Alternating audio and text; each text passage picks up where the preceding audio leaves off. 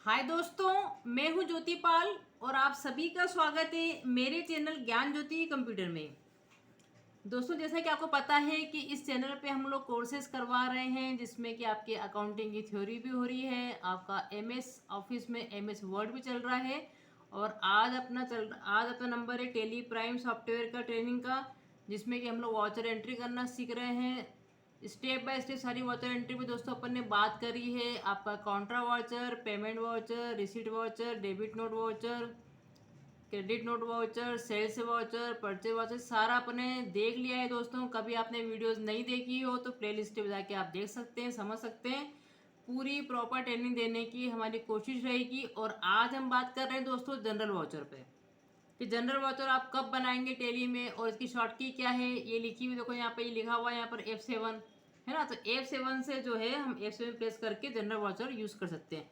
अब कहाँ कहाँ पे इसका यूज होता है, क्या है इसके पीछे, ये अपन देखते हैं, थोड़ा समझते हैं। तो हम आ जाते हैं अपनी फाइल पे। जैसे कि आपको पता है कि एक डमी कंपनी हमने शुरुआत में बनाई थी, है ना। सारे लेजर के ओपनिंग बैलेंसेस हमने डाले थे। उसके बाद हमने फिर ये वाउचर एंट्री हम टेली में सीख रहे हैं, हम लेजर कैसे बनाते हैं, ग्रुप क्या है, ये सारी पे अपन बात कर सकते हैं, कर चुके हैं। रिपोर्ट कैसे देखते हैं ये भी अपन देख चुके हैं दोस्तों। स्टेप बाय स्टेप अपन चल रहे हैं। इसकी सारी वीडियो आप क्रम वाइज देखें तो अभी आप उसका लाभ ले सकते हैं। तो आपका काउंटर वाउचर है, देख लीजिए F4, ये इसकी शॉर्ट की है। पेमेंट के लिए F5 है, रिसीट के लिए F6, परचेज वाउचर है आपका F9, सेल्स वाउचर है आपका F8, डेबिट नोट के लिए अल्ट F5 है, क्रेडिट नोट के लिए अल्ट F6 है। जनरल वाउचर जो अपन आज देखने वाले हैं दोस्तों वो है आपका F7। तो इन सब के बारे में अपन बात कर चुके हैं कि काउंटर का यूज अपन कब करेंगे, कैश और बैंक ट्रांजेक्शन के लिए करेंगे अपन। पेमेंट में जब भी हमारे बिजनेस से पैसा जाता है, कैश के थ्रू जाए या बैंक के थ्रू जाए तो पेमेंट लेंगे। हमारे बिजनेस में पैसा आएगा तो रिसीट वाउचर बनाइए आप, कैश के थ्रू आए या बैंक के थ्रू आए, चेक के थ्रू आए, मतलब ठीक। जब भी माल खरीदोगे दोस्तों तो परचेज वाउचर बनेगा, जब भी माल को बेचोगे तो बनेगा सेल्स वाउचर। और डिटेल पे अपन ने इस पर बात करी है, ठीक है। डेबिट नोट का यूज जब भी पार्टी को डेबिट कर रहे हो वो जनरली परचेज रिटर्न में ज़्यादा काम आता है। क्रेडिट नोट का मतलब क्या है, जब भी पार्टी को आप क्रेडिट कर रहे हो, जनरली सेल्स रिटर्न में अपन इसको यूज़ करते हैं। तो आज अपन देख रहे हैं कि जनरल वाउचर का यूज अपन कब करेंगे। तो फटाफट दर्शित जरा देखिए आप। पहली बात आपको पता है कि ट्रांजेक्शन करने के रूल्स क्या हैं दोस्तों। असेट्स, लॉसेस, एक्सपेंसेस, ड्राइंस, ये जब भी आप इनको डेबिट कर रहे हैं मतलब मान के चलो कि बढ़ रहे हैं, इंक्रीज हो रहे हैं आपके बिजनेस में, और जब भी आप इन सबको क्रेडिट करते हो इसका मतलब डिक्रीज हो रहे हैं, मतलब कम हो रहे हैं, ध्यान रखें। इसी प्रकार से सिंपल सा नियम है ये आपका। Liabilities, profit, incomes and capital, जब भी आप इनको क्रेडिट कर रहे हैं दोस्तों मतलब बढ़ रहे हैं बिजनेस में, इंक्रीज हो रहे हैं। और जब भी आप इनको डेबिट कर रहे हैं मतलब ये घट रहे हैं, डिक्रीज हो रहे हैं, ठीक है। ये हमेशा आप अपने दिमाग में रखिए इस लॉजिक को। अब हम बात कर रहे थे कि जनरल वाउचर जो होता है जिसको कि अपन नॉन कैश और बैंक ट्रांजेक्शन भी बोलते हैं, मतलब जिसमें कि ऐसी ट्रांजेक्शन जिसमें कि कैश और बैंक का नाम नहीं आता है दोस्तों। ना तो डेबिट में कैश का या बैंक का नाम आ रहा है, ना तो क्रेडिट में बैंक का या कैश का नाम आ रहा है, उसको बोलते हैं। इस टाइप की जब भी कोई एंट्री उसको बनाना है आपको जनरल वाउचर में, समझिए बात को। तो कहाँ कहाँ पे बनती है ओपनिंग एंट्रीज। ओपनिंग एंट्रीज का जब भी आप बिजनेस को स्टार्ट करते हैं ना दोस्तों, सबसे पहले आपको कुछ ओपनिंग एंट्रीज करनी होती है, उसमें काम आएगा इसका।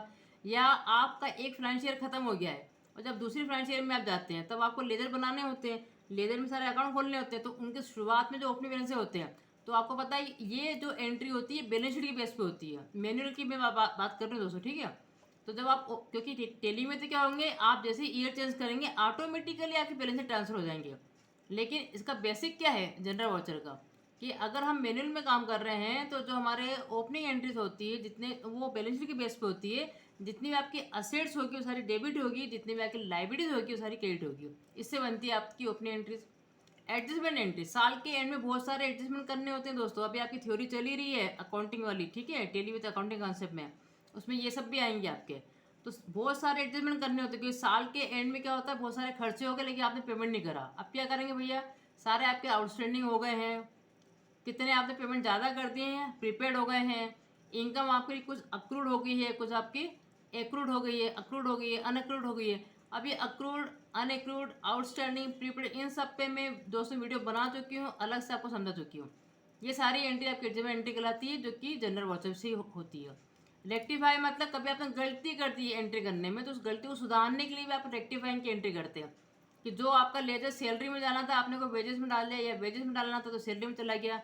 फर्नीचर में डाल दिया, अभी कंप्यूटर में डालना था, तो इनको एडजस्ट करने के लिए आप एंट्री करेंगे। तो ये सारे कैसे होगी एंट्री, ये सारी entry non cash bank transaction हो गए। ट्रांसफर एंट्री, जो भी आपको दोस्तों जैसे बिल से रिसीवर की जो एंट्री होती है ना, इसमें आप बिल आपको ट्रांसफर करते हैं एक पार्टी से दूसरी पार्टी को, उस टाइप की एंट्री भी आपको जनरल वाउचर से होगी। क्लोजिंग एंट्री, अब साल के एंड में आप क्या बनाते हैं दोस्तों, आप क्या करते हैं, जो सेल्स होता है, सेल्स रिटर्न जो होता है उसको आपस में एडजस्ट करते हैं। परचेज को परचेज रिटर्न से आप एडजस्ट करते हैं। ट्रेडिंग अकाउंट से आप उठा के पिंडे में डालते हैं अमाउंट, तो ये सारी एंट्री क्लोजिंग एंट्री कहलाती है। उसके लिए भी अपन जनरल वाउचर बनाते हैं, ठीक है। उसके अलावा बेड डेट जो है आपका, है ना, डेटर जो है उन्होंने पैसा आपको नहीं चुकाया, बेड डेट्स हो गए, तो बेड डेट अकाउंट को डेबिट कर दो और डेटर को क्रेडिट कर दो।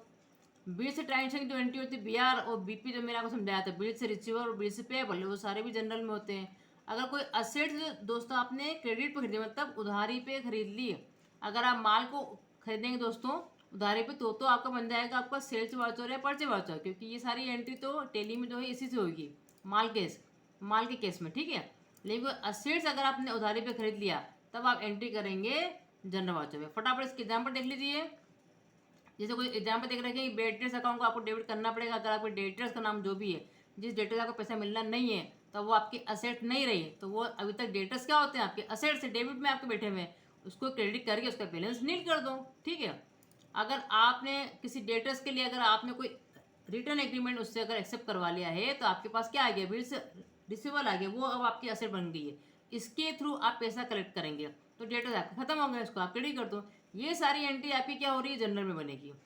अब रेक्टिफाई एंट्री कैसे होती है कि भाई जो अपनी, अब ये आपके आ गई है एडजस्टमेंट वाली, साल के एंड में क्या हुआ, हमने सैलरी तो हमारी हो गई, लोगों ने काम कर लिया, हमको सैलरी बांटना रहेगी, लेकिन हमने दी नहीं भैया, तो क्या हो गई, वो आउटस्टैंडिंग हो गई, बाकी होगी देना, तो salary account debit to outstanding salary account credit, ये होगी जनरल में आपकी एंट्री।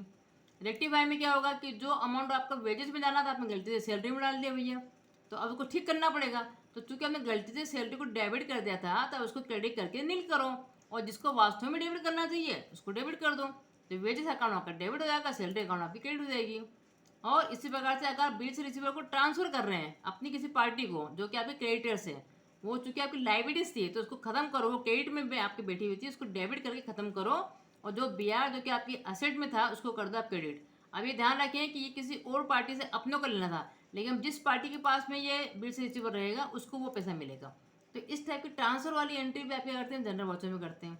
तो जनरल वाउचर का मतलब क्या हो गया बेसिकली दोस्तों, जिसमें नॉन कैश बैंक ट्रांजेक्शन, मतलब जिसमें कैश बैंक का नाम नहीं आता है और दोनों जगह पार्टी पार्टी का नाम आता है। तो इस प्रकार से मैंने आपको इसका यूजेस बताया कि कहाँ कहाँ पे इसका यूज़ होता है।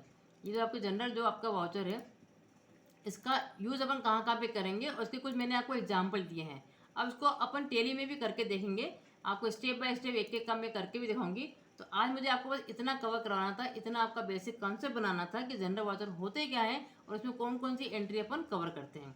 तो आज के लिए दोस्तों इतना ही, और बने रहे चैनल पर और इसका लाभ उठाते रहें दोस्तों। ये आप ही के लिए सारे कोर्स हम लोग डिज़ाइन कर रहे हैं, बना रहे हैं, इसका पूरा पूरा लाभ लें। इसको लाइक करें, शेयर करें, सब्सक्राइब करें। Thank you so much.